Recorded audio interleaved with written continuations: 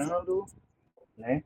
Mas a gente pode iniciar esse nosso momento de formação, de estudo e de conhecimento, né, sobre a espiritualidade carmelitana.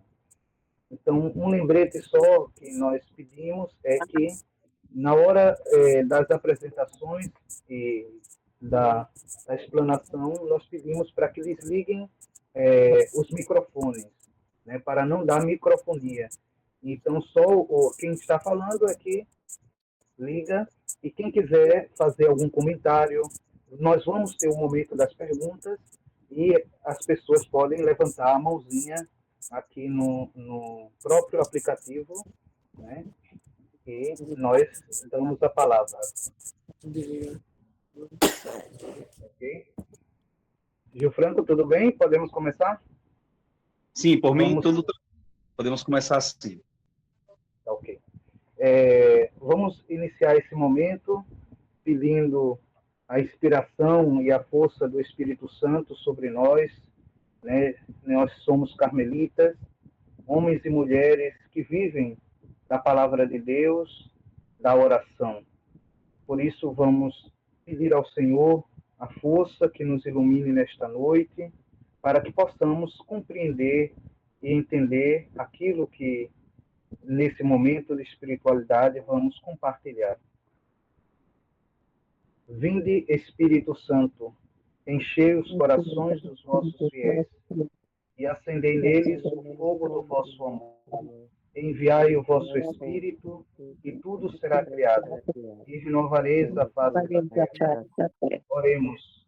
Ó Deus, que instruísse os corações dos vossos fiéis com a luz do Espírito Santo, fazei que apreciemos retamente todas as coisas segundo o mesmo Espírito, e gozemos sempre de sua consolação. Por Cristo, Senhor nosso. Amém. Ave Maria, cheia de graça, o Senhor é convosco. Bendita sois vós entre as mulheres, e bendito é o fruto do vosso ventre, Jesus. Santa Maria, Mãe de Deus, rogai por nós, pecadores, agora e na hora de nossa morte. Amém. Glória ao Pai, e ao Filho, e ao Espírito Santo. Como é no princípio, agora e sempre. Amém. Amém. Em nome do Pai, do Filho e do Espírito Santo. Amém. Então, eu quero novamente dar boa noite a vocês, aqueles que chegaram agora, aos que estão aqui presentes conosco nesta noite, para iniciarmos esse momento da nossa formação carmelitana. Hoje, com o nosso tema, ainda falando sobre o início da história da Ordem, estou falando hoje, de modo especial, sobre as origens. Para quem não me conhece, eu sou Frei Cristiano, sou frade carmelita da província pernambucana, carmelitana pernambucana. Atualmente eu estou morando no convento de Santo Alberto, em Goiânia, né? Então, eu me dedico hoje a alguns trabalhos pastorais naquela região de Goiânia, na própria comunidade, e também hoje eu trabalho no arquivo provincial e também estudando um pouco, pesquisando sobre a história da Ordem Carmelita, de modo geral, especialmente sobre os carmelitas no Brasil, como foi o desenvolvimento dos carmelitas, como os carmelitas se expandiram no território brasileiro, que nós vamos estudar. Vai ter um módulo que nós vamos falar sobre o Carmelo brasileiro, né? E atualmente também eu estou como o diretor, o presidente, ainda não sei qual nomenclatura que se diz, mas sou o coordenador, melhor dizendo, do IETB. Ainda o IETB, que saudosamente a gente relembra aqui a memória do grande Frei Tito Figueroa, né, que foi um dos grandes aqueles que impulsionaram, né, o IETB, a espiritualidade carmelitana, e hoje também a gente está com um dos que foram um colaborador bastante ativo do IETB, que é o professor Gilfranco Santos, né? Então, a gente está fazendo esse trabalho de restabelecimento do IETB durante agora esse processo. Esse ano já estamos combinando como vamos fazer esses momentos de espiritualidade, e um desses momentos de formação e espiritualidade nós estamos tendo agora, hoje, com essa live. E nós lembramos que também um dos grandes colaboradores é o Frei Leandro, que começou também a impulsionar esta live junto com o Gil Franco, né, que pensou esse momento, né? Parece que foi logo no início, com o Frei Tito, não foi, Gil Franco? Lá no início. Isso. Exatamente, exatamente. Pois é. Então, o Frei Leandro, ele não pôde estar conosco hoje, porque estamos iniciando as Santas Missões lá na paróquia Nossa Senhora das Dores, em Manaíra, no sertão paraibano. E ele foi ajudar lá nas missões. E por isso ele teve que se ausentar desta noite, da nossa noite de formação. Tá certo? Então, estamos aqui para fazer esse momento que seja um momento muito leve, de conhecimento, de espiritualidade.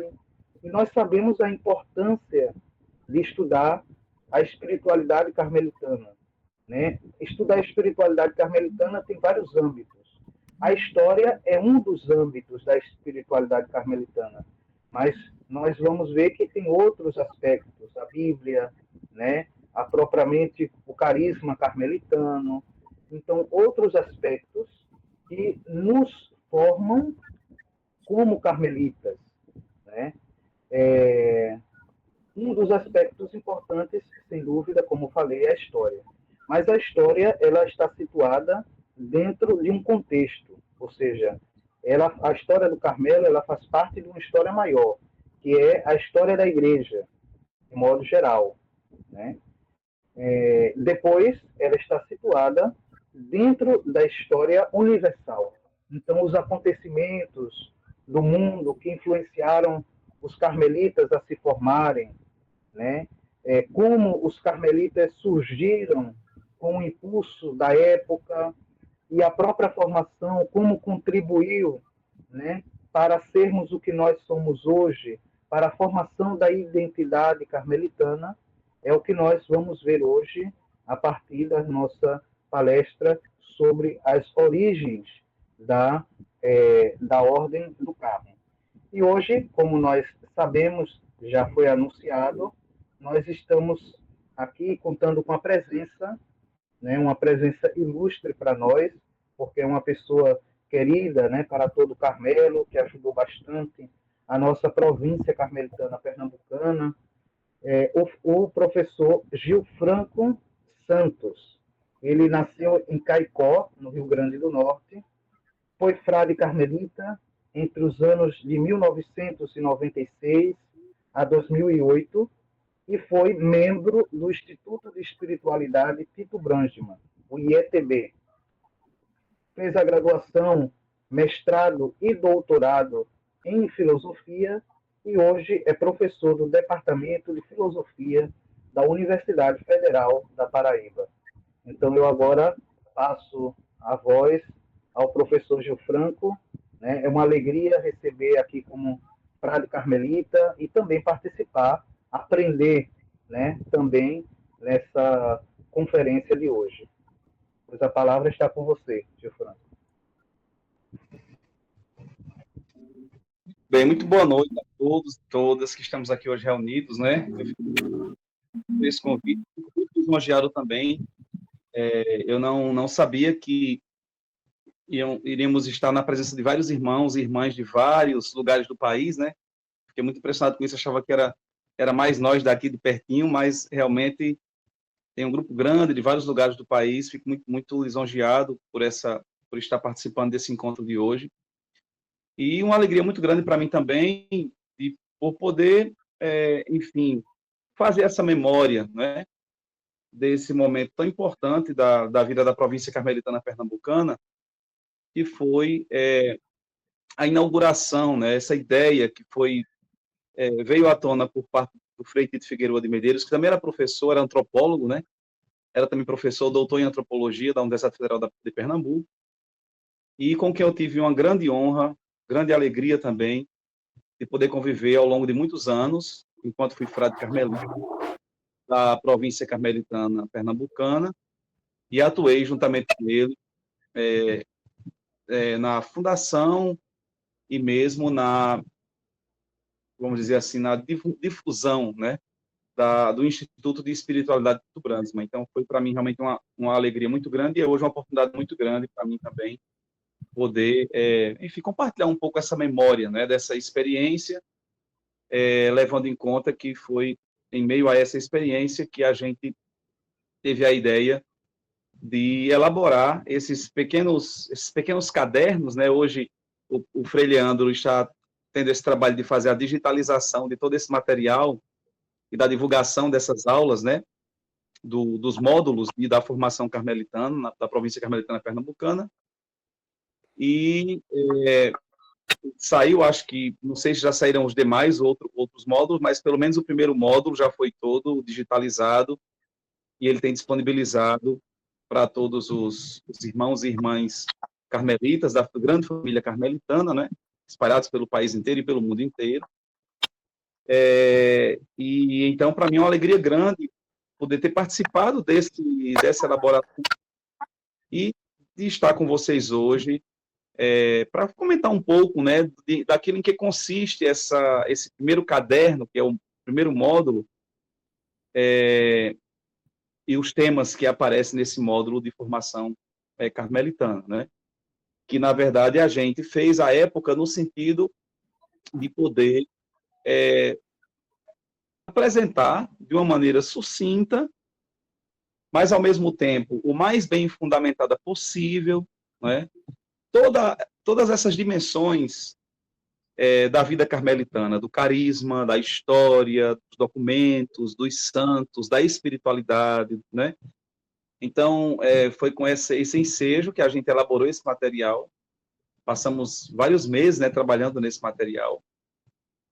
E eu fico muito feliz de poder ter participado nesse processo e hoje poder fazer memória também desse processo e comentar um pouco do conteúdo que está presente ali no módulo 1, né? Eu agradeço muito ao Frei Cristiano, que está aqui conosco, e a presença de todos que estão conosco nessa noite de hoje. E, claro, ficarei aberto também às perguntas que vocês depois tiverem. Não garanto, não prometo poder responder certamente a todas. Eu acho que muita coisa que estão nos módulos, eu já não vou talvez nem lembrar, viu? Mas eu não tive tempo de revisitar todos, né, mais recentemente. Dei apenas uma olhada rápida, né, em função da fala de hoje. E, é claro, os módulos, eles apresentam o conteúdo de maneira resumida, mas certamente vou poder compartilhar um pouco daquilo que eu pude aprender quando estive junto dos frades carmelitas durante o período em que fui frade, né? Eu gostaria de começar, não sei se o Frei considera inoportuno, mas acho que não, né? De a gente cantar uma música que eu acho muito bela e que eu acho que ela reflete muito bem aquilo que está presente nesse primeiro módulo, as origens, né?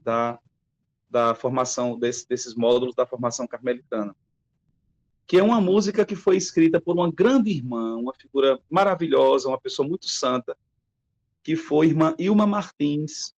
Talvez muitos de vocês tenham conhecido a irmã Ilma Martins, era irmã carmelita da Divina Providência, né? E ela fez uma música tão linda, tão bela, muito inspirada, como ela sempre foi realmente muito inspirada, na espiritualidade eliana que o Carmelo traz consigo, né? A música se chama Busco Tua Face. Não sei se todos conhecem, imagino que sim. Acho que todos já devem ter ouvido. Então eu gostaria de cantá-la hoje numa espécie assim de início, né? Que nos inspire também na fala de hoje. E aí depois eu posso fazer uma breve abordagem dos conteúdos dos módulos e fico à vontade para as perguntas que porventura aparecerem, tá certo?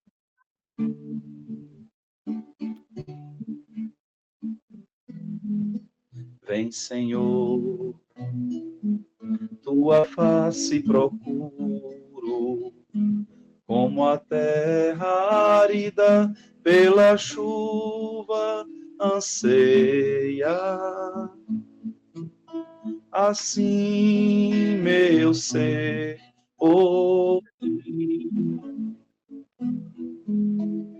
Vivo és, Senhor, e em tua presença estou. Na brisa leve me falas, no carite me descedentas. Vem, Senhor, vem, Senhor. Vem, Senhor. Na aridez do deserto, com o pão me alimenta, fortalece-me na caminhada. Vivo és, Senhor, e teu zelo me consome. Na solidão quero encontrar-te e descobrir-te no irmão. Vem, Senhor, vem, Senhor. Vem, Senhor. E ao clarão de tua face se passe inteira minha vida.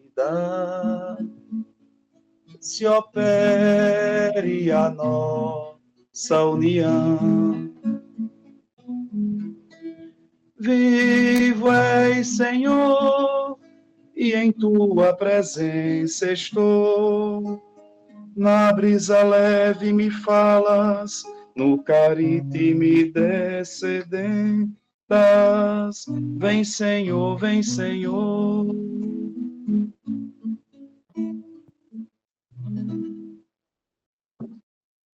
Não sei se deu para ouvir direitinho, mas acho que deu, né? Essa canção, ela reflete muito a experiência inicial do Carmelo, né? Porque, com certeza, os carmelitas, de fato, inspirados no profeta Elias, foi inspirado no profeta Elias, que eles subiram o Monte Carmelo, né? Lá nas origens, e fizeram essa experiência profunda da busca de Deus, que não era um caminho simplesmente voltado, vamos dizer assim, verticalmente para Deus, né? Mas tinha uma perspectiva que a gente poderia dizer que trazia as duas dimensões da cruz de Cristo, né? Essa dimensão vertical de uma busca da face de Deus em uma relação direta com Deus através da solidão, do silêncio, da oração, da contemplação, da atitude contemplativa. E, ao mesmo tempo, essa dimensão horizontal da cruz, né? Que envolve toda uma dinâmica em que esse amor que se experimenta na solidão e no silêncio, que busca a face de Deus, e, atravessado por esse amor, se estende aos irmãos e irmãs com quem aqueles primeiros carmelitas se sentiram chamados a conviver nesse lugar maravilhoso que é o Carmelo. Quer dizer, nesse livro das origens, nesse módulo das origens, existe uma coisa fundamental que eu penso vale a pena a gente, ao estudar esse módulo, perceber, esse caráter de que o Carmelo possui uma dimensão, eu diria assim, topológica, ou topográfica, se a gente quiser dizer, né, para falar uma linguagem mais filosófica hoje. As minhas influências filosóficas vão aparecer também aqui hoje. Mas essa dimensão topográfica do Carmelo e essa dimensão, por assim dizer, epocal do Carmelo, né? Quer dizer, o Carmelo, ele é ao mesmo tempo um lugar e um tempo, né? Ele é um lugar e um tempo. O lugar, a gente sabe claramente, é aquele lugar que tem uma geografia precisa, né? Que está num lugar preciso, que é a Palestina, Israel, né? E tem toda uma relação profunda com a história do povo de Deus, o povo da Bíblia. Mas, ao mesmo tempo, o Carmelo é o nome de um lugar cujo significado se transfere para vários lugares, né? Carmelo, como vocês sabem, isso também aparece no módulo, ele vem da palavra hebraica carmo, né? E que significa jardim ou pomar. E é esse jardim e esse pomar em um monte, que é outro aspecto importante, quer dizer, é o nome de um monte, e todo mundo sabe, um monte é uma montanha, é um lugar, é um relevo orientado para o céu, né? Que se desloca da terra para o céu, né? Se torna mais alto, é a busca do que está mais alto, né? Então, é o nome de um monte, e o nome desse monte representa, ou significa, um jardim ou pomar, que é o que se procurou no decorrer de toda a história carmelitana, se transplantar para os vários lugares do mundo e em todas as épocas da história. A essa dimensão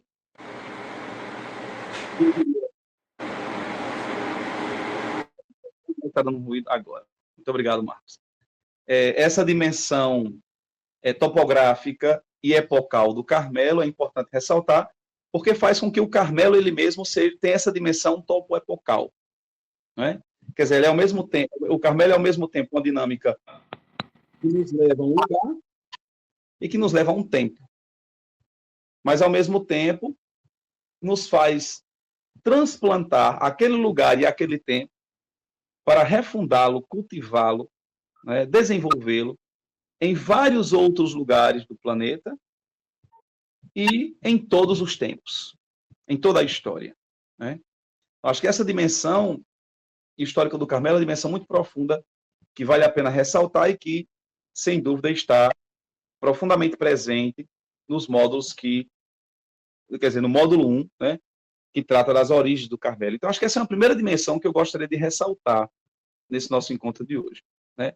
O Carmelo tem essa dimensão de ser um monte, de ser um jardim, que ao mesmo tempo a gente tem que plantar em vários lugares do mundo, em qualquer tempo, e, sobretudo, aí uma outra dimensão importante que eu gostaria de falar também em relação a esse aspecto, sobretudo, é um jardim que tem que se plantar no coração, né? E isso é uma coisa curiosa, porque eu falo assim, tem que se plantar no coração, mas é muito curioso, eu acho que isso deve se passar com todos vocês, todas vocês, né? Eu acho que quem se tornou carmelita, né, não importa sob que forma da vida religiosa, se foi como terceiro carmelita, como membro de uma fraternidade, como vocacionado, como frade, como padre, como terceiro carmelita, né, como membro de uma ordem regular ou secular, não importa. Quem conheceu o Carmelo, eu acho que fez essa experiência de que, curiosamente, parece que já nasceu carmelita. Parece que, como dizia Santa Teresa, não sei se vocês já leram, quer dizer, certamente já leram, mas se leram, devem se lembrar, no livro da vida, Santa Teresa fala que daqueles que começam a rezar, é como quem vai plantar um jardim. E aí ele diz que Deus prepara a terra do coração e começa a plantar esse jardim. E o trabalho da oração, na verdade, é cultivar esse jardim que Deus plantou no coração, né? Muito interessante isso. Ele tira as ervas mais ruins da terra, prepara a terra, planta o jardim, e nosso trabalho é apenas cultivar o jardim. Isso me dá a impressão que parece que quem é carmelita já nasceu carmelita, ou seja, parece que Deus já plantou, né, já preparou o coração do carmelita antes mesmo de ter nascido, e faz com que a pessoa, no decorrer de sua própria vida, durante toda a vida, independentemente, como eu disse, da forma em que viva, se ele descobre dentro de si esse Carmelo, não tem jeito. Onde ele for, o Carmelo vai dentro dele, né? Não importa em que lugar esteja, como dizia Santa Teresinha, não sei se vocês lembram disso também, mas no manuscrito C de Santa Teresinha, tem uma passagem lá em que ela diz assim, olha, se eu for para o inferno, não vou ligar não, porque pelo menos lá eu tenho certeza que vai ter uma pessoa que vai amar a Deus, que vai ser ela, né? Então, quer dizer, até no inferno, o carmelita vai como carmelita, segundo Santa Teresinha, não estou falando de mim não, viu? A Teresinha é quem diz, então, para depois dizer que eu estou dizendo besteira, mas é a Teresinha mesmo que fala. Mas mesmo que fosse no inferno, o carmelita lá ainda, né, vai ter esse fôlego, esse senso, essa vontade, esse gosto de cultivar esse jardim, sentir esse carmelita, né? Eu fiz a experiência de conhecer o Carmelo como vocacionado, me tornei frade, saí do convento, porque eu, apesar dos outros votos religiosos, a obediência e a pobreza terem sido relativamente tranquilos para mim, o voto de castidade celibatária foi uma tarefa bastante difícil, né? E aí a experiência do casamento me devolveu muito mais tranquilidade e para viver a minha castidade como casado. E eu pensei, fiquei com muito medo quando saí do Carmelo. Eu digo, eita, meu Deus, será que o Carmelo agora sai de mim? Mas não saiu, não. Parece que aí que foi que ele cresceu dentro de mim, né? Então é muito engraçado essa experiência, que o Carmelo não sai da gente, né? Não sai de jeito nenhum. Então, é um Carmelo do coração. Quer dizer, além de ser um lugar específico, histórico e geográfico, é um lugar que se plantou em várias partes do planeta e que encontra a gente lá no lugarzinho onde a gente nasce e, sobretudo, é um lugar do coração. É um lugar do coração, né? Isso realmente é muito bonito. E é interessante que o Carmelo, nessa dimensão histórica, também ele, no próprio coração da igreja, ele é fecundo, né? Quer dizer, na medida em que o Carmelo nasce com essa lembrança histórica do profeta Elias, né? Sintonizado profundamente com aquele que é, muito provavelmente, uma das primeiras fontes de inspiração da própria religião judaica, né? Se do lado dos pais da fé nós temos Abraão como grande fundador da experiência, né, vamos dizer assim, da religião judaica, Elias, entre os profetas, é o primeiro, né, quem traz consigo essa força de inspiração da religião judaica e que o próprio Jesus Cristo, né, e os carmelitas que vieram depois habitar no Monte Carmelo souberam reavivar no seu pensamento, no seu coração, né, como justamente a base da própria experiência cristã, né, e que, vamos dizer, preparou, por assim dizer, o terreno para que o próprio Jesus viesse e ainda por cima aguarda a vinda de Jesus e até mesmo a segunda vinda de Jesus, né? Então, o Carmelo tem no interior da igreja também essa centralidade, que é muito bela de ser observada. Então, o módulo 1, ele tem esse objetivo. Ele tem o objetivo de nos levar justamente a essa experiência de descoberta do Carmelo no lugar onde ele nasce, onde ele existe geograficamente, no lugar onde ele se constitui como Carmelo e os carmelitas historicamente, né? E, ao mesmo tempo, os elementos, os símbolos, né, que nos ajudam a cultivar esse Carmelo que todo carmelita carrega dentro do coração, né? E é por isso que o módulo 1 está dividido justamente em 5 tópicos, né? São 5 aulas que estão presentes lá no módulo 1. Existe uma aula que se chama Ordem do Carmo, Origens e Fundação, né? Que foi escrita pelo querido Frei Tito Figueroa. Uma outra aula que se intitula A Regra do Carmo, a Regra de Inocêncio IV, né? Que também foi escrito pelo Frei Tito. Outras 2 aulas sobre as fontes de inspiração carmelitana, Elias e Maria, né?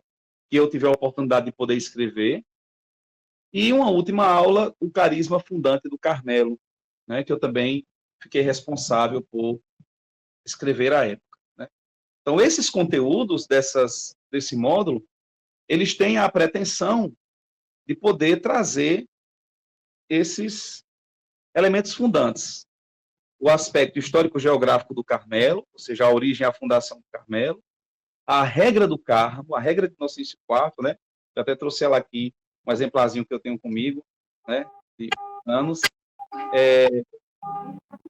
E que é, para todo carmelita, uma fonte de inspiração importantíssima, né? Inclusive, vocês, se porventura quem ainda não leu, eu recomendo muito a leitura da regra do Carmo, a regra de Inocêncio IV, né? É uma regra pequenininha, diferente de outras ordens religiosas, a regra do Carmelo nasce pequenininha, né? Mas com um teor bíblico e paulino profundamente inspirador para todos nós que fazemos parte do Carmelo e nos sentimos e trazemos o Carmelo dentro do coração. E aí, naturalmente, as fontes de inspiração, o profeta Elias, como eu já falei, e Nossa Senhora, né? A gente sabe que os carmelitas, ao se reunirem, se tornarem uma ordem religiosa como cenobitas, lá no Monte Carmelo, eles construíram o convento em torno da fonte do profeta Elias, né? Era reconhecida como a fonte do profeta Elias. E foi em torno de Elias que eles construíram o convento, e eles dedicaram nesse convento uma igreja à Nossa Senhora, e se consideravam, como traz o nome da ordem, irmãos da bem-aventurada Virgem Maria do Monte Carmelo, né? Então, a fonte de Elias, nesse jardim que é o Carmelo, e Maria são, por assim dizer, as duas grandes fontes de inspiração daqueles que se propõem a seguir Jesus, como a regra diz, né? Segundo a regra, a ordem existe para viver em obséquio de Jesus Cristo, né? Sob a inspiração de Elias e Maria, que são tomados como os primeiros exemplos, né? Desse serviço a Cristo, né? Desse serviço a Jesus. Então, Elias e Maria estão lá no módulo 1 como sendo esses dois símbolos. O Carmelo, em toda a sua história, vários textos, documentos, estudos importantíssimos sobre a figura do profeta Elias e sobre a figura de Nossa Senhora, né? Nós temos grandes mariólogos no Carmelo, inclusive a província carmelitana pernambucana. O Frei Cristiano está estudando um pouco agora a ordem também, né? E fuçando os arquivos, fico muito feliz que tem alguém preocupado com isso na província. E havia um grande carmelita da província carmelitana pernambucana que escreveu um grande tratado de Mariologia, que foi Frei Afonso Maria Gumbal, né? Ele tem um livro de Mariologia, inclusive uma vez encontrei no arquivo da província, Frei Cristiano. Na verdade, não foi nem no arquivo. Eu, na época, era bibliotecário no convento do Recife, e limpando a biblioteca, em meio àquele monte de livros e manuscritos que havia por lá, encontrei todos os manuscritos que foram a base para a elaboração da obra de Frei Afonso Maria Gumbal, cujo título agora me escapa, mas sei que é um tratado de Mariologia, e um tratado pequeno em latim, com teses de Mariologia, que muito provavelmente ele teria encaminhado para o Frei Bartolomé de las Casas, para uma revisão, certamente, e inclusive há anotações de Frei... desculpa, errei o nome. Não de Frei Bartolomé de las Casas, Bartolomé Chiberta. Bartolomé Chiberta. Bartolomeu Chiberta, né? Eu confundi com o outro Bartolomeu, que é o Frei... O dominicano. O dominicano, que nas Américas, né? Fez importante trabalho nas Américas, desculpa. É Bartolomé Maria Chiberta, um grande teólogo carmelita do século XX, né? E também tem escritos maravilhosos, que ainda merecem muito ser lidos por nós carmelitas do Nordeste. Muita coisa em latim ainda por ser traduzida, não sei se já foi traduzido, acho que não, né? E o Frei Bartolomeu Chiberta, então, muito provavelmente fez sugestões, né, indicações nesse trabalho do Frei Afonso Maria Gumbal. De modo que Maria, de fato, o Tratado de Vida Mariana de Frei, por exemplo, de Frei Miguel de Santo Agostinho, também indico muito para nós carmelitas todos, né? Indico muito que a gente leia e releia esse livro, onde eu achei lindo a expressão que ele, muito paulino, como era também o Frei Miguel de Santo Agostinho, nesse livro Tratado de Vida Mariana, ele tem uma frase linda que ele diz assim: como dizia São Paulo, o Espírito do Senhor, que é o Espírito de Cristo, se une ao nosso Espírito e clama Pai, por que não também o Espírito do Senhor se une ao nosso Espírito e clama Mãe? Né? Acho muito linda essa expressão, não existe nunca vi nenhum tratado de Mariologia anterior, né? E nesse tratado o Frei Miguel de Santo Agostinho traz esse elemento. Então, quer dizer, estou apenas citando, né, esses exemplos, mas para dizer como a figura de Elias e a figura de Maria, de fato, encontram no Carmelo um lugar maravilhoso, vocês todos sabem disso, mas eu queria reforçar essa dimensão, ou seja, os nossos módulos, eles têm a pretensão de empurrar a gente, né, para a leitura desse material, desse manancial, certo? Bibliográfico, né? Que nos ajuda a compreender essas fontes de inspiração eliana e mariana. Por que não falar aqui também, por exemplo, dos trabalhos lindos de Frei Carlos Mestres, né? Uma vez, quando era noviço, aí no convento carmelita de Camusim, de São Félix, eu fiquei muito feliz, eu li um livro de um grande carmelita, ele foi prior geral da ordem, Frei Kilian Hilli. Não sei se já ouviram falar dele. escreveu um livro lindo chamado Prophet of Fire. Esse livro eu nunca vi traduzido em português, pode ser que hoje já exista. A época que eu morava no convento, em 1996, que eu li esse livro, eu era noviço, não havia ainda uma tradução em português. Mas eu fiquei muito admirado nesse livro, porque o Frei Kilian Healy fazia referência dessa maneira a Frei Carlos Mestres. Ele dizia: homens como Carlos Mestres nos ajudam a descobrir em Elias a fonte de inspiração da vida carmelitana. Né? E aí foi quando eu me voltei para os trabalhos de Frei Carlos Mestres e pude ver como é maravilhoso o trabalho exegético, né? O trabalho teológico bíblico do Frei Carlos Mestres sobre a figura do profeta Elias. Por outro lado, o Frei Manuel Boaga sobre a figura de Maria. Né? Enfim, muitos trabalhos importantes que no nosso módulo vão aparecer como referências e que eu acho muito importante que vocês também possam buscar esse material, né, para fazer esse estudo, para justamente enriquecer, né, essa dinâmica de fundação, de cultivo desse jardim que é o Carmelo no nosso coração, né, que nos ajuda a viver independentemente da forma de vida em que a gente se encontra. E para concluir, eu queria de fato só passar em revista aqui, eu peço desculpa até talvez estar falando demais, espero que vocês tenham um pouco de paciência comigo, mas é porque quando fala do Carmelo a gente se entusiasma, né, se empolga, mas eu gostaria muito de mostrar para vocês, né, de recordar com vocês esse caráter tríptico, né, do que a gente chama do carisma carmelitano. Né? O carisma carmelitano tem uma tríplice base, né? Nesse fundamento basilar, nessa pedra fundamental, que é o viver em obséquio de Jesus Cristo, se estrutura um tripé, né? sem o qual a gente não pode imaginar que, de fato, está sendo cultivado o Carmelo. Né? Quer dizer, se a gente tirar qualquer um desses pés, desse tripé, muito provavelmente o Carmelo vai ficar capenga. Né? Então, para o Carmelo não ficar capenga no nosso coração, na nossa vida cotidiana, na nossa família, nas comunidades em que a gente vive, convive, nos conventos, né? nas igrejas, se faltar um desses aspectos, muito provavelmente o Carmelo vai ficar capenga. Né? Por isso que eu gostaria hoje de, nessa noite, a gente recordar ao que aparece na última aula do módulo, que é essa dimensão do carisma fundante do Carmelo, e lembrar que o Carmelo, ele é, sobretudo, uma comunidade fraterna, né? Quer dizer, onde todas as pessoas que convivem se consideram efetivamente como irmãos e irmãs em Cristo. Né?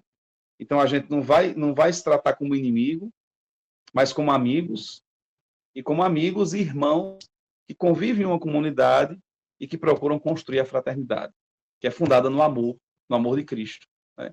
Então, esse é um primeiro aspecto desse tripé. O segundo aspecto é a vida contemplativa. Né? A fraternidade não consegue se constituir se a gente não tiver uma vida de oração contínua, de tal maneira que a gente possa ver a realidade com o olhar de Deus. Né? Aliás, olha, um dia desses eu participei de um encontro internacional, eu acho que tem uns 2 ou 3 anos isso, agora já não me lembro direito. Foi, acho que um pouco depois da pandemia, não me lembro direito. Eu fui convidado para dar uma palestra dentro do Encontro Internacional da Ordem, e antes, na preparação desse evento, a gente teve um encontro em que falou o Frei Luiz, o sobrenome dele está fugindo, Frei Cristiano, o senhor me disse que ele era o, acho que ainda é, não sei se ainda é, o responsável pela... Luiz Maza, não? É o conselheiro? Isso, ele mesmo, exatamente, né? Exatamente. Então, ele mesmo. Então, o Frei Luiz fez uma fala linda em que ele dizia assim,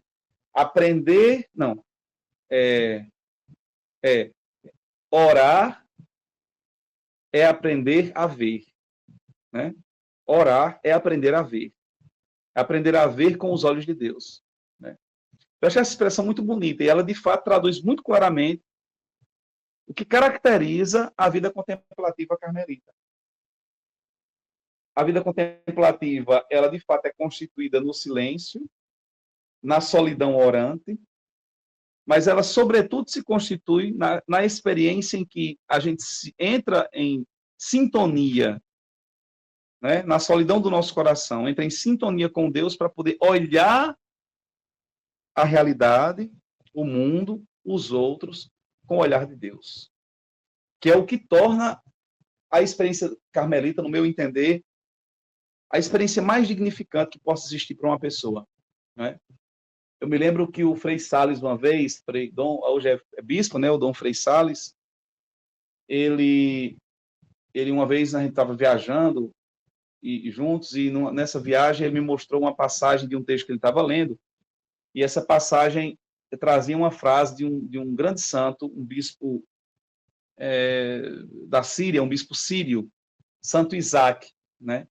E Santo Isaac, ele tem uma frase muito bonita que eu acho que se encaixa muito bem, ele é do século VIII depois de Cristo, volta ali do ano 700 depois de Cristo, ele viveu, e tem uma frase dele em que ele dizia assim: eis, meu irmão, ou minha irmã, o mandamento que eu te dou, que a tua misericórdia pese em tua balança, até o dia em que sentirás em ti mesmo, pese sempre em tua balança, até o dia em que sentirás em ti mesmo a misericórdia que Deus sente pelo mundo. Né? Então, quer dizer, esse olhar que a gente adquire na oração, na vida contemplativa, é um olhar que aprende a ser, por assim dizer, misericordioso. Cumpre, por assim dizer, aquilo que está presente em 3 textos bíblicos, que é muito engraçado, que eu acho que é uma evolução, né? Se a gente olhar para o texto bíblico, a gente sabe o seguinte, que o livro do Levítico é um livro do Antigo Testamento, e, portanto, foi escrito antes dos evangelhos. O livro de Mateus, por sua vez, é dos evangelhos, mas foi escrito antes do evangelho de Lucas. E, curiosamente, nesses 3 livros da Bíblia, a gente vai encontrar uma mensagem que eu acho que nela acontece um processo de aprofundamento, de ampliação, da compreensão, né? E no Levítico tem uma passagem que diz assim: sede santos, como o vosso Deus é santo. Aí, como os fariseus acabaram não compreendendo muito bem isso, transtornando um pouco as coisas, entenderam que a santidade consistia mais numa separação dos demais, né? Aí Jesus chegou na terra e disse: não, vocês têm que ser perfeitos como o vosso Pai é perfeito. E aí em Mateus aparece a expressão perfeição, mas Deus já é chamado de Pai. Mas como talvez aquela comunidade não tenha entendido muito bem ainda o que significava, né? Porque alguns pensam que a perfeição sabe lá o que é perfeição, né? E aí Jesus vai fundo no Evangelho de Lucas. Lucas faz questão de dizer claramente, né, que nós temos que ser misericordiosos, como o vosso Pai que está no céu é misericordioso. Né? Então, acho que essa seria a mensagem mais profunda que a experiência contemplativa tem a nos trazer. Lembrando aqui o que São João da Cruz também diz, né, no livro Noite Escura, em que ele fala que a experiência contemplativa ela tem que trazer para nós 4 efeitos. Né? O primeiro deles é a descoberta da nossa própria miséria. O segundo, a conquista da humildade. Porque se nós descobrimos em nós a miséria e que só Deus é grande, então nos tornamos humildes. E já não nos consideramos mais... Ah, não, desculpa, eu troquei um, né? Quer dizer, troquei não, eu esqueci um.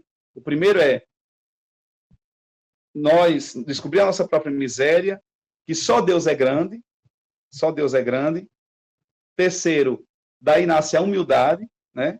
Que é a gente sabendo que só Deus é grande, ninguém mais. Mas a gente tem a nossa própria miséria, então reconhece que os outros andam sempre melhor que nós próprios.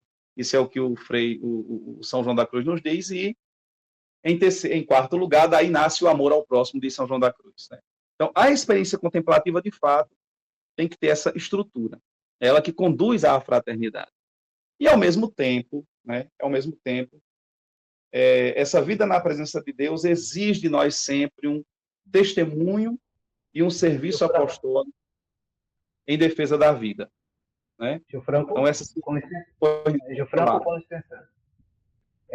Desculpa interromper, mas é porque o Meet ele acaba apenas com 1 hora de reunião. Então, nós estamos acabando o tempo. Então, eu coloquei outro link para entrarmos em seguida, que isso vai permitir que a gente continue com a nossa palestra, tá certo? Com a aula, tá ok?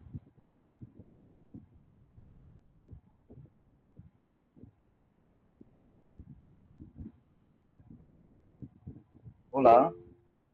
Ah, ok, tranquilo, pronto. Então eu concluo a palestra aqui e a gente já retorna com as perguntas, tá certo? Tá certo, porque faltam 5 minutos e ele vai acabar automaticamente, tá bom? Pronto, perfeito. Até já então. Pronto, tá certo. Vamos, por favor, nós vamos entrar todos nesse link que está abaixo. Eu também coloquei no grupo do WhatsApp, tá ok?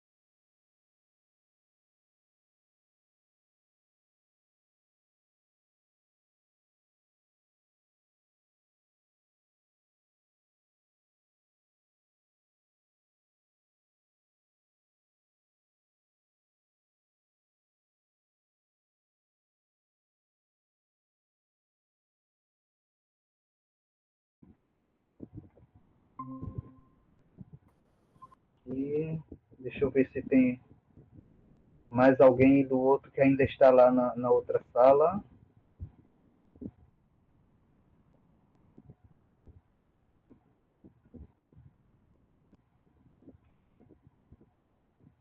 Pessoal, vocês podem entrar pelo link que coloquei aqui. Tanto está agora, nesse primeiro encontro que tivemos, como está no WhatsApp, tá certo? Está aqui na caixa de mensagens. Quem está nessa primeira plataforma pode entrar na segunda agora, por favor.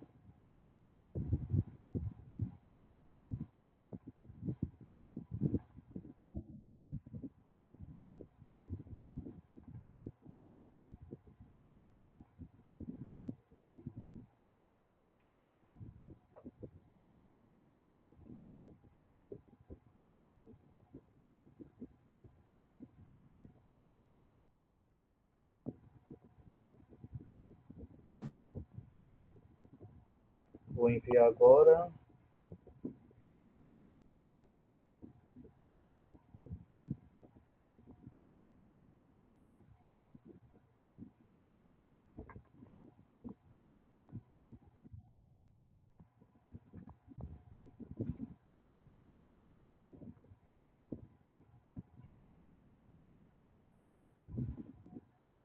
Isso é uma pausa para apenas o descanso, né? Em todo canto tem.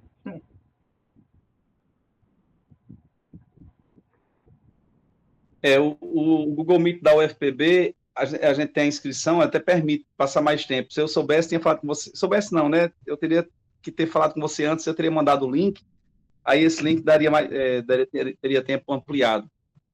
Mas a gente não conversou antes, aí eu esqueci de falar esse detalhe também. Foi. Eu também não sabia que tinha esse limite de tempo, não. Porque Geralmente. eu não sabia. Como não tinha explicado, Leandro não explicou, eu não sabia. Mas eu acho que a gente pode dar continuidade, viu? Quem vai chegando vai.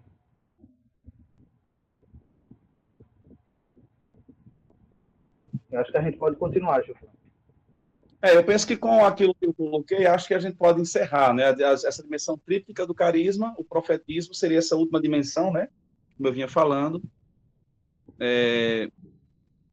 em que essa dinâmica da vida contemplativa e fraterna implica naturalmente numa dinâmica também profética, né? E essa dimensão profética me faz lembrar muito do que um padre espanhol, que eu não lembro o nome dele, mas eu, quando fui formador, aliás, promotor vocacional, participei de uma formação para promotores vocacionais, e nessa formação havia um palestrante que era um padre espanhol, fez uma palestra muito bonita.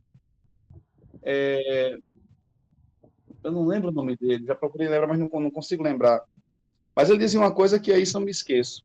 Ele dizia que existem dois tipos de santidade, uma santidade narcísica, que não é propriamente uma santidade, e a santidade profética, né? Na santidade narcísica, as pessoas se esforçam muito para parecer santos, mas na santidade profética, as pessoas são mesmo santos, porque colocam em exercício, né, essa luta em defesa da vida, esse serviço apostólico, né, aos irmãos e irmãs em Cristo, e aí sim é em que consiste a santidade verdadeira, né? Então, eu achava muito bonita essa caracterização do que ele chamava de santidade profética. A santidade carmelitana tem essa dimensão profética, né?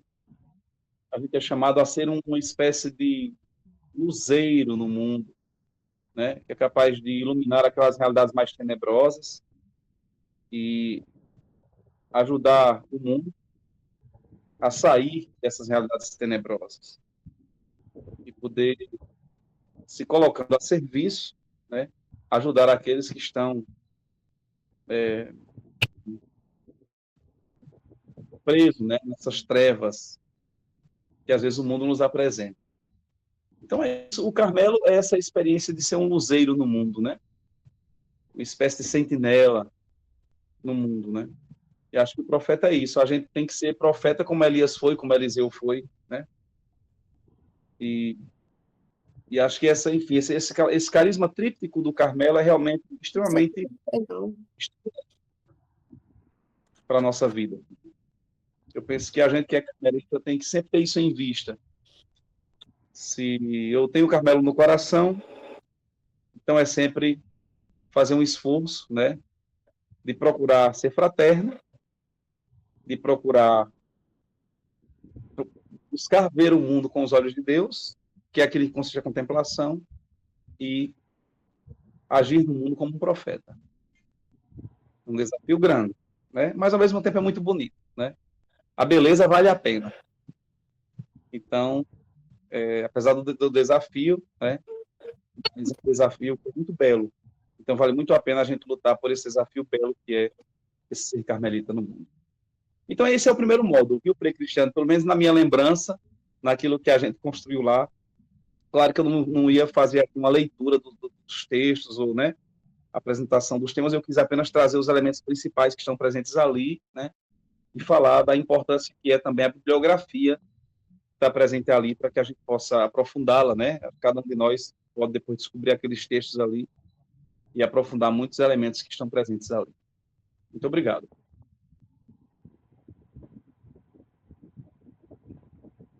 Nós que agradecemos, né, o professor Gil Franco. Obrigado, Gil Franco. Esta partilha, né, muito rica sobre a espiritualidade carmelitana. A gente teve esse percalço aqui do tempo, que eu não sabia, eu estava despreparado, né, sobre essa questão, e muita gente foi e não soube, eu acho, como voltar, ou desistiu, né, mas nesse sentido, nós agradecemos muito a sua partilha, foi muito rica. Alguns elementos, né, que você disse, isso é muito importante, né, sobre, por exemplo, a questão o Carmelo como esse lugar, mas também como esse tempo, esse espaço. E os primeiros carmelitas, a gente vai ver no módulo seguinte, também quando os carmelitas saem do Monte Carmelo, da Palestina, e vão para a Europa, e vão se restabelecer ali, inclusive no seu modo de vida, né? Porque eram eremitas e agora têm que passar a ser mendicantes, têm que se estruturar em conventos, né? Têm que se adaptar com a nova forma, o que gera algumas revoltas, né, por parte de alguns frades da época, como o Nicolau Gálico, por exemplo, francês, que revoltado, né, porque os carmelitas saíram do Monte Carmelo, então decide escrever uma carta, que é a Flecha de Fogo, aí nessa Gita, reclamando sobre pedindo, era um pedido, uma clemência mesmo, para que os carmelitas pudessem retornar para o Monte Carmelo e voltassem a experimentar aquilo que era o lugar geográfico. Mas isso que você falou do tempo, né, também é do local, porque os carmelitas tomaram um sentido que o lugar geográfico não é somente o Monte Carmelo lá na Palestina, né? É o lugar onde nasceu a ordem, onde surgiu a ordem. Mas em cada lugar onde estão os carmelitas é o Monte Carmelo, né? Então isso é muito importante porque a gente pode estar em Recife, ali está o Carmelo, pode estar em João Pessoa o Carmelo, pode estar em Goiás, em Brasília, Rio de Janeiro, São Paulo, Espanha, né, Portugal, ali está o Carmelo. Então isso é muito rico, porque o Carmelo ele tomou uma dimensão muito maior do que a gente imaginava. 800 anos e aqui nós estamos, né, falando sobre as origens da Ordem do Carmo, sobre essa espiritualidade rica que você comentou, sobre as três colunas do nosso carisma, que é a vida fraterna, a vida profética missionária e a vida contemplativa, a vida de oração, né, que são a base do nosso carisma carmelitano. Então a gente agradece. E uma coisa que eu queria ressaltar também, que você falou, também achei muito importante, é relembrar a figura do Frei Afonso Maria Gambal, né? Que era um espanhol, o Gambu, né? Era um espanhol. Eu tive a graça de morar na Espanha 4 anos. E justamente na província onde ele saiu para vir para Pernambuco. E lá na biblioteca de lá, eu também cuidava da biblioteca de lá, encontrei também um livro velhinho de 1942, esse livro. E era o livro do Frei Afonso, quando ele escreveu, e tinha o nome Recife, e estava anotada a letra Recife 1942, quando ele esteve em Recife, sobre esse tratado de Mariologia. Eu achei isso interessantíssimo, e logo eu fiz uma cópia, né, para trazer para Pernambuco, porque aqui eu não tinha visto esse livro, né? Na nossa biblioteca eu nunca tinha encontrado. E aí eu fui pesquisar depois quem foi o Frei Afonso, né? E vi inúmeras fotos dele e descobri que foi uma pessoa, inclusive, que morreu aqui no Brasil. Morreu no Brasil. E teve uma amizade muito grande com o Frei Bartolomeu Chiberta, que você citou, que foi um grande carmelita que, inclusive, está em processo de beatificação, né? É venerável. Ele foi o único carmelita que participou do Concílio Vaticano II, foi um dos consultores. E muito do que nós temos como o sacramento da reconciliação hoje formulado, o que nós sabemos e estudamos na teologia sobre o sacramento da confissão, da reconciliação, foi a elaboração teológica do Frei Bartolomeu Chiberta, né? E foi um carmelita que ficou muito tempo apagado da história, até lá na Espanha. Não se comenta sobre ele, e agora em Roma, na Gregoriana, na Universidade Gregoriana, teve uma palestra, um encontro que falou sobre os padres conciliares, e Bartolomeu Chiberta era um, e agora estão estudando, inclusive tem alguns carmelitas. O Frei Fernando Milian, que foi geral da ordem, escreveu sobre o Frei Chiberta, e também, inclusive, tem outro frade e um padre que fez o doutorado em Padre Chiberta, né? Então, é um homem importantíssimo. E sobre que ele escreveu também diversos tratados, tanto teológicos como também de Mariologia. Então, eu agradeço por ter citado esses nomes que geralmente é apagado da nossa história. Eu mesmo pouco me lembro de comentar o nome deles, né? E para mim foi uma grande satisfação relembrar.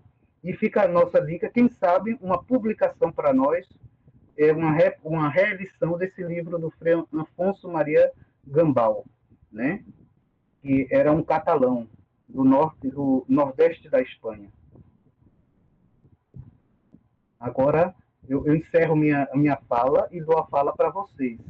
Para quem quiser fazer perguntas agora ao Gil Franco, então fique à vontade, pode ligar o microfone. A gente pede, vai ser bem breve por causa da hora, né? Porque já sabe que o Google Meet ele nos corta, né? Quando passa da hora. Então a gente pode levantar a mão, por favor, a mão, ou então na verdade essa figurinha aqui, né? Então a gente dá a vez à pessoa, tá ok? Muito obrigado. Obrigado, Gil Franco. Posso falar? Sim, a Aparecida está aqui, levantou a mão. E depois Rosanete. Isso. É com muita alegria que eu estou aqui diante desse momento, porque, na verdade, para mim, que já tive a oportunidade de fazer esse estudo, na verdade, são 5 módulos, não é isso? Olha, estou com aqui o primeiro, né? Logo quando eu entrei na Ordem Terceira, em 2003, estava exatamente Frei Tito fazendo nas reuniões gerais do terceiro domingo um estudo, claro, bem sintético desses módulos, né? Então, sempre quando ele vinha nos domingos, que ele ficava lá em Recife, ele fazia um breve resumo desses módulos. E, assim, é muito bom porque reaviva, né, a nossa espiritualidade, a nossa vida dentro desse tríplice caráter, né, da ordem. E eu tenho algo que eu tenho muita vontade e nunca consegui, é fazer uma leitura deste livro de Boaga, Como Pedras Vivas. E eu nunca tive acesso a esse livro, né? E eu não sei onde é que encontra, enfim. Eu gostaria de saber de vocês onde que eu poderia encontrar esse livro, enfim, porque a gente não encontra fácil, né, esse livro. Gil Franco. Gil Franco, deixa eu só lhe fazer uma... Você falou que é de Caicó, né? Que bom, eu sou de São João do Sabugi, vizinha à sua cidade, né? Legal isso. Então, Meu pai é de São João do Sabugi. Meu pai e meu avô são de São João do Sabugi. eu sou Medeiros de Lucena. Pois é, minha mãe que é Lucena de Cavalé do Rocha. Eu também sou Lucena, né? Mas o meu avô é dos Flores. Flores da Silva, Flor da Silva, né? E meu pai também. Aí são de São João do Sabugi. Mas eu nasci já em Caicó, né? E por outro lado, minha mãe é de Catolé, meu pai veio para Patos com ela, então meus irmãos já todos nasceram em Patos, aqui na Paraíba. Então, mas é tudo ali pertinho, Seridó e Espinharas, né? Tudo pertinho. Isso. Pois é. E outra coisa também, quando você falou em Frei Carlos Mestres, né? É interessante que esse livro dele, Viver no Carmelo, né?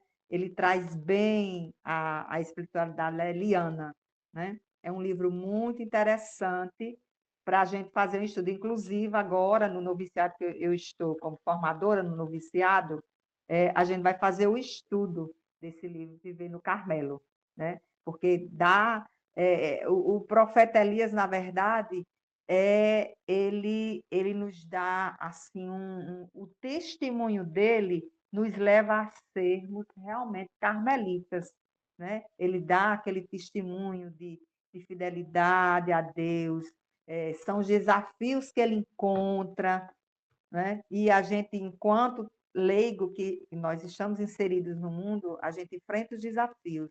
Então, é muito interessante e eu vou fazer também essa leitura com os meus noviços. Então, na verdade, essa minha fala é essa, né? Não tenho nenhuma pergunta, mas apenas essa indicação eu gostaria de ouvir de vocês. Onde que eu poderia encontrar esse livro de Boaga, Emanuel Boaga? As bibliotecas conventuais têm esse livro, acho que todas têm, né? Qualquer convento carmelita, penso que tem esse livro, como Pedras Vivas, talvez mais de um exemplar. Com certeza, no convento do Carmo do Recife tem um exemplar desse. Eu acho que o caso seria de, assim, conversar com algum dos frades, né, para pedir para xerocopiar ou fazer, talvez, escanear, né? Eu não sei se já existe, alguém tem PDF dessa obra, porque é uma obra muito antiga, né, já. Eu creio que até, talvez, possa encontrar em PDF, e acho também que é possível, através da editora Carmelitana lá da Itália, conseguir comprar também esse livro. Mas, enfim, eu não tenho certeza. Acho que Frei Cristiano talvez até possa mediar melhor, mesmo que seja agora, mas depois, né? Mas esse livro, com certeza, é fácil de encontrar. Não é impossível, não. Ele é de 1989. Exato. De 89. Bem distante. Mas os conventos com certeza tem, né? E eu não sei como é que está a Frei Cristiano. No Recife, o Frei Tito tinha organizado uma biblioteca só carmelitana, onde ele guardava lá.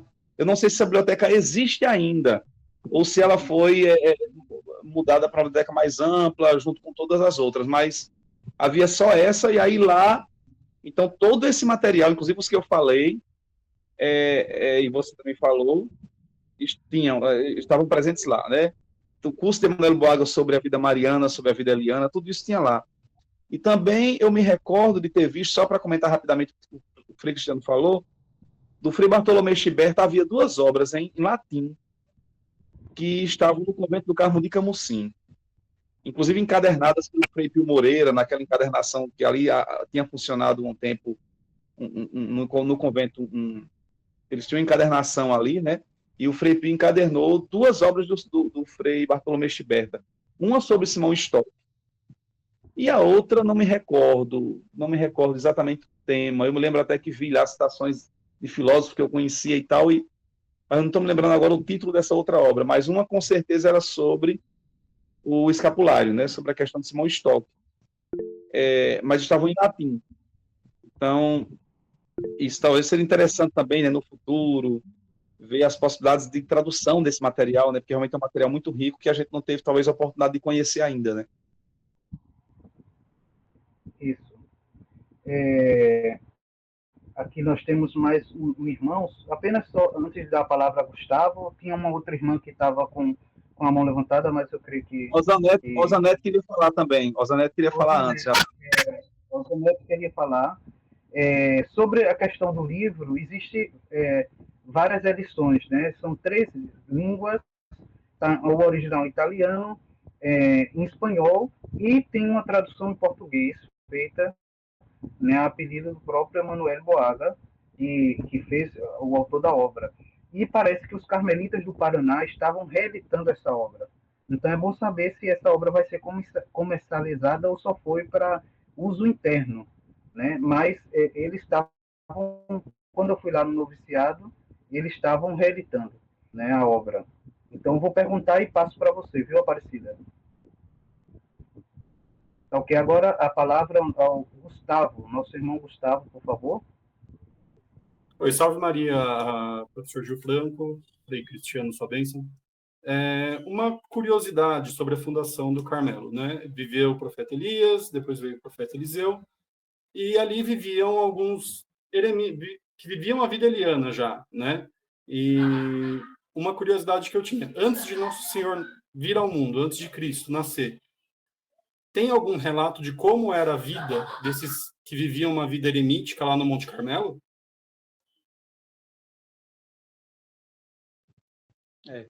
Os primeiros relatos a respeito dessa comunidade profética eliana estão já no Livro dos Reis, né? Livro dos Reis, do capítulo 17, o livro 1, capítulo 17, alguns primeiros capítulos do livro 2, em que aparece Eliseu também como fundador de uma comunidade de profetas, né?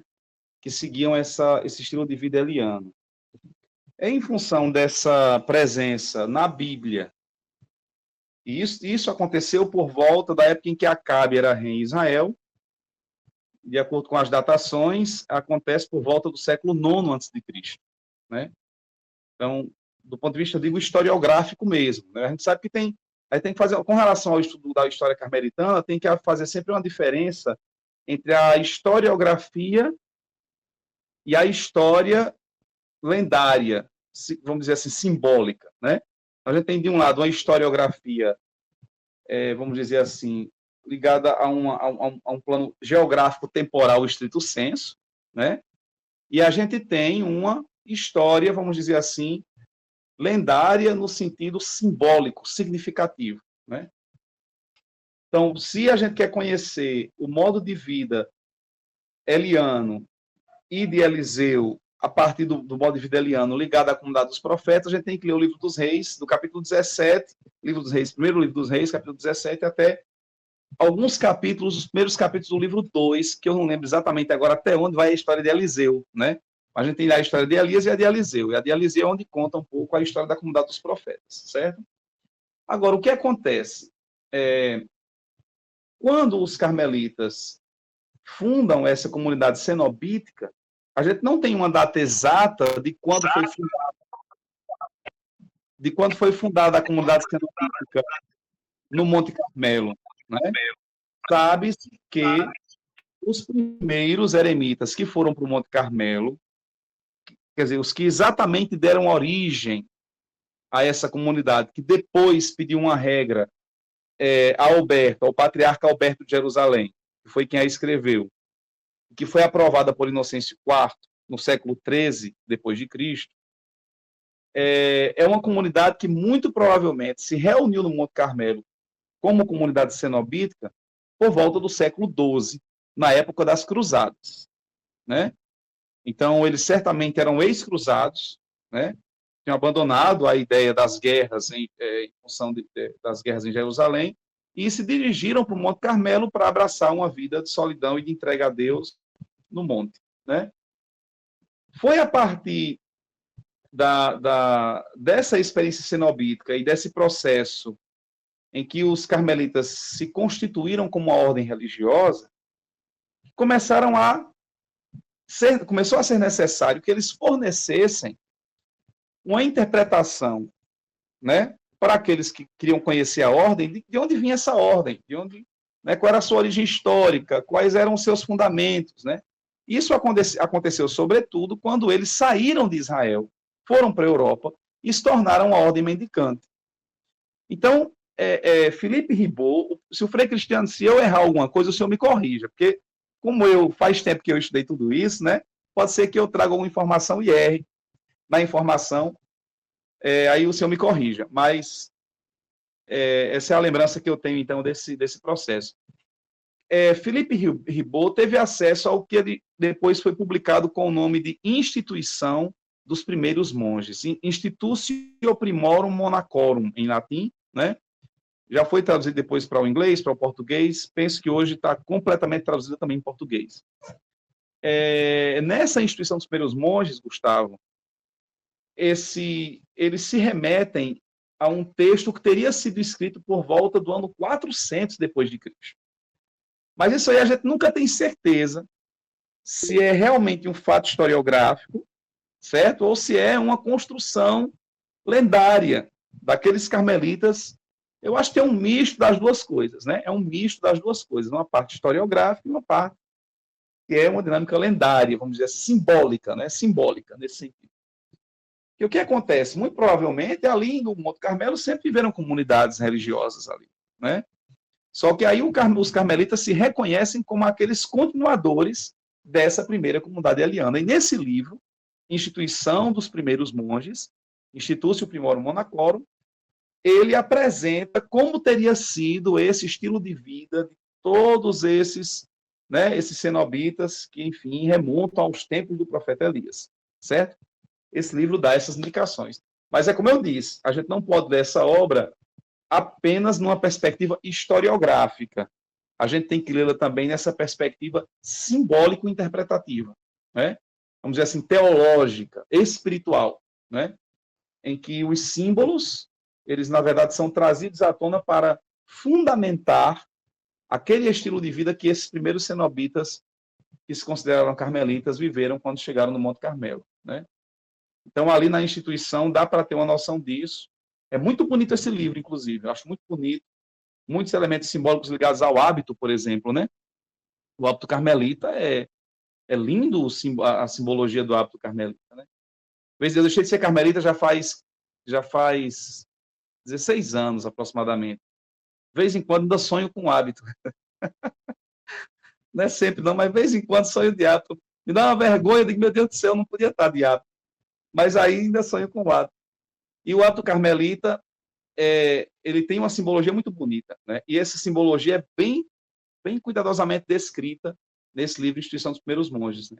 A relação com Elias, com as primeiras comunidades elianas, está tudo presente lá. Então, vale a pena dar uma lida nesse livro, para responder essa pergunta. Muito obrigado, professor.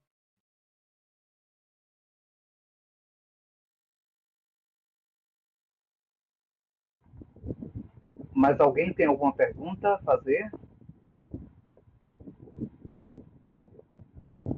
Rosanete queria falar, mas ela baixou a mão, não sei se quer ainda. Rosinete, eu acho que ela saiu, ou não está mais, porque a mão dela não está mais levantada. Eu acho que ela saiu, deve ter tido algum problema com a internet. Muito bem. Já que ninguém quer fazer mais alguma pergunta, então a gente agradece a participação de todos, né? Pede desculpa por esse momento, teve que trocar, né, de link para poder entrar, o que fez com que muitos fossem e não voltassem mais. Eu acho que porque não sabiam ou porque alguma coisa, né, na internet. Mas tivemos uma boa participação, graças a Deus chegamos a 75 pessoas participando da nossa live de todo o Brasil, né? Eu acho que é uma maneira de divulgarmos a espiritualidade carmelitana, né? Trabalharmos nesse sentido juntos, né? Para mostrar que o Carmelo é igreja, é um modo de seguir a Jesus, que vale a pena viver essa experiência carmelita e que eu vejo aqui esse rosto da família carmelitana de diversas maneiras, né? Como um religioso carmelita, como padre diocesano, como leigos consagrados na ordem terceira, como leigos de confraria do escapulário. Então, isso é uma riqueza, a riqueza do Carmelo. Então, a gente agradece a participação de todos vocês, né? De modo especial ao professor Gil Franco, minha gratidão, né, por essa partilha. E vamos conversar, que eu vou precisar muito da sua ajuda no IETB, né? E eu sei que é uma pessoa que está sempre disponível no Carmelo, realmente, como ele disse, o Carmelo está nele, viu? Ele deixou de ser frade, mas continua carmelita. Isso é importante, né? E muito obrigado, viu? Por tudo. E nós nos encontramos no dia 28. A próxima live vai ser no dia 28. E sou eu que vou compartilhar um pouco para vocês sobre a questão dos carmelitas e a expansão para o Ocidente. Como os carmelitas saíram da Palestina e foram para o Ocidente, ou seja, para a Europa. A formação das primeiras comunidades na Europa, a formação da Ordem Segunda do Carmo, que são as monjas carmelitas, e a Ordem Terceira do Carmo, tá certo? Então, nós vamos partilhar na aula do dia 28. Lembrando também uma coisa, que tudo está mais detalhado nos fascículos, nos módulos. Ou seja, aqui nós vamos explicar alguns detalhes, algumas coisas, mas a leitura atenta vocês vão encontrar nos módulos. Por isso que a gente pede, leiam os módulos antes de virem para as lives, porque vocês vão já estar cientes do que nós estamos falando, porque o tempo não dá para falar tudo, tá certo? Eu acho que tem uma pessoa, o Jair Marcelo, falar também. Por favor, Jair. Jair. Olá. Levantou a mão, mas não. Mas eu toquei a mão, eu pensei que não. Foi um erro. Foi um erro. Foi um erro, foi. Não tem problema, não.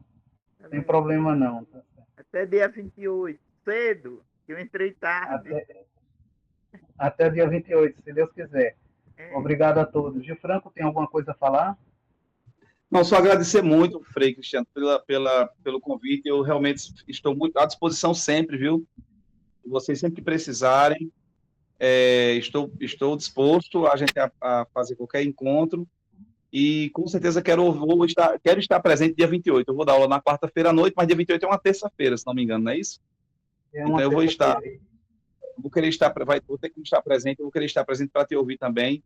Eu acho que é muito bom essa nossa partilha, né? Enfim, continuar esse nosso estudo. Tem muita coisa do Carmelo que me interessa muito ainda estudar, né?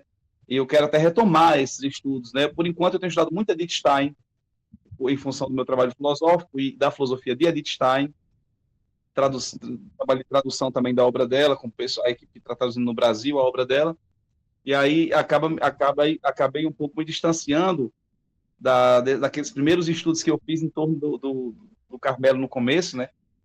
Mas eu acho que com você, essa coisa da história da ordem no Brasil me interessa muito, esse trabalho que você está fazendo. Quando for ficando pronto suas coisas, vai me dizendo para eu estudar, porque vai me interessar muito também. Eu agradeço muito pela presença de todos, viu? Um grande abraço. Inclusive, eu vou conversar muito também sobre isso com você, né, sobre a possibilidade de fazermos trabalho conjunto e podermos divulgar, né, um material. Estou traduzindo a minha tese de mestrado, a dissertação, e se Deus quiser, nós vamos ter um material aí para poder publicar, tá certo? A sua dissertação foi sobre esse tema da fundação da ordem na Europa, da expansão? Não. Na verdade, o meu tema do mestrado foi sobre os carmelitas no século XIX, a restauração da província de Pernambuco, né, dos carmelitas. Aí eu falo sobre os espanhóis, mas falo também sobre o período dos carmelitas,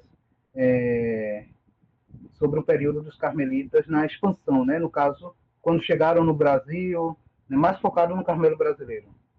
Né?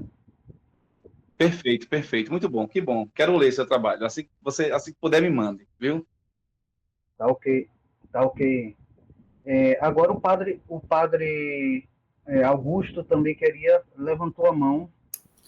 Não, Frei, foi só para lembrar que eu encaminhei para o senhor no PDF o livro da Instituição dos Primeiros Monges, que o Gil Franco fez a citação. Eu mandei em PDF para o senhor e o senhor compartilha, né? Sim, compartilho no grupo. Muito obrigado, viu? Disponha, meu irmão. Muito obrigado por tudo. Gil Franco, gratidão, viu? Obrigado a você, padre. Muito obrigado. Abraço grande.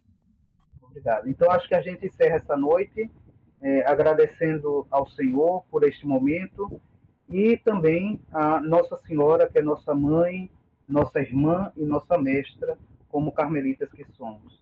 Rezemos juntos uma Ave Maria. Ave Maria, cheia de graça, o Senhor é convosco. Bendita sois vós entre as mulheres, e bendito é o fruto do vosso ventre, Jesus. Santa Maria, Mãe de Deus, rogai por nós, pecadores, agora e na hora de nossa morte. Amém. Em nome do Pai, e do Filho, e do Espírito Santo. Amém. Boa noite a todos. Obrigado. Até o dia 28. Boa noite, Frei. Boa noite, Nascida.